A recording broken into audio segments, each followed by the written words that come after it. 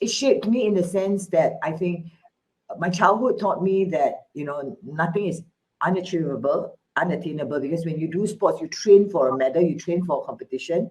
Yeah. Number two, it trained me perseverance. Sometimes you lose, sometimes you win. Certain matches you lose, certain matches you win. And when you lose, it doesn't mean that you're a bad fencer. Fencing also taught me strategy, because fencing is all about strategy. It's a combination of chess and ballet, so I like it because it's graceful. Fencing is a graceful sport, and it's very gentlemanly. You have to salute even your opponent. You have to salute everybody.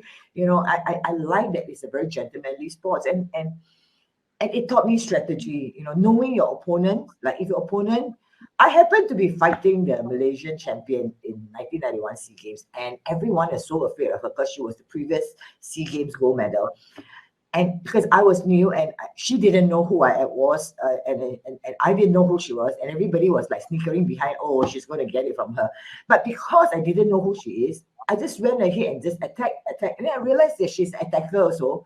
Then something taught me that, you know what, I should just retract and tire her out, make her so tired. So I changed my strategy halfway through, and I just won her by 1 point, Wow. And everyone was shocked because she was a very strong opponent, and she was like the gold medal, and and even the Malaysians clapped for me because they were surprised anyone could beat her. Even the Malaysians were, they caught themselves, and then my team was like, nobody dare to play her. Because you have to draw lots, right? Then I didn't know who she was, right? So I just couldn't play with her lah. Irene, so your mantra is be the change you want to see. Exactly. And I think you've already indicated how that came up to be. Is that still your mantra as you go on? I think that's my life mantra. When I was in primary school, I happened to be introduced to a man called Gandhi, who looked exactly like you, Chakra. And that's why I'm so fond of you, right? Because you reminded me of Gandhi. I played Gandhi in LA on stage, actually. Yeah. So I thought, and I saw this poster in the school, right? There was two posters, actually. There was Mother Teresa and there was Gandhi. And, like along the school hallway, you have that. And I just thought, wow, this makes sense to me, from the time I was a child. I mean, like, be the change you want to see. And I went to ask the adult, what does it mean? So they told me that if you don't like something, don't wait for someone to change. You change it yourself.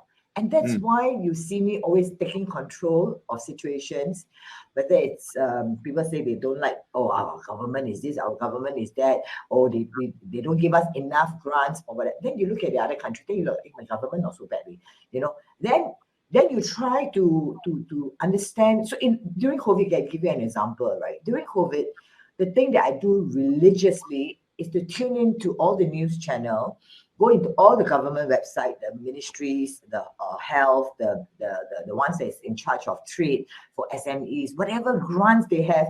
I don't care whether I qualify or don't. I just apply for all the grants and all the handouts, and because I learned from the previous crisis, SARS and tsunami, that I was too proud, that I think I'm self-made. I never took a single cent from my Singapore government.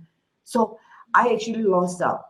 So at the very start of COVID, I promised myself I must apply for every single available. But what did you do with it? I mean, like you went and upskilled or everything, or so I upskilled my people for free. Oh, fantastic. I got grants to keep my F&B because I have 3 F&B outlets as well. I keep my F&B because F&B was the most badly hit.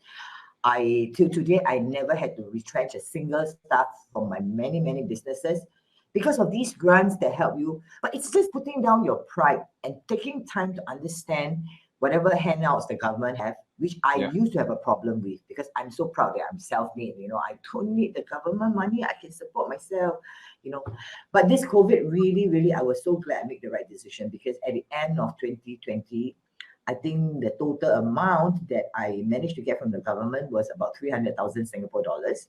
Wow. And for all my businesses, and that really helped us stay afloat till today. And all the people who work for you must be so grateful that they managed to, But I don't know. I believe they do, but I I don't know, and I didn't do it for them. You know what I mean? Again, it goes to the principle of doing what is right and taking things into my own hands and having control over my situation.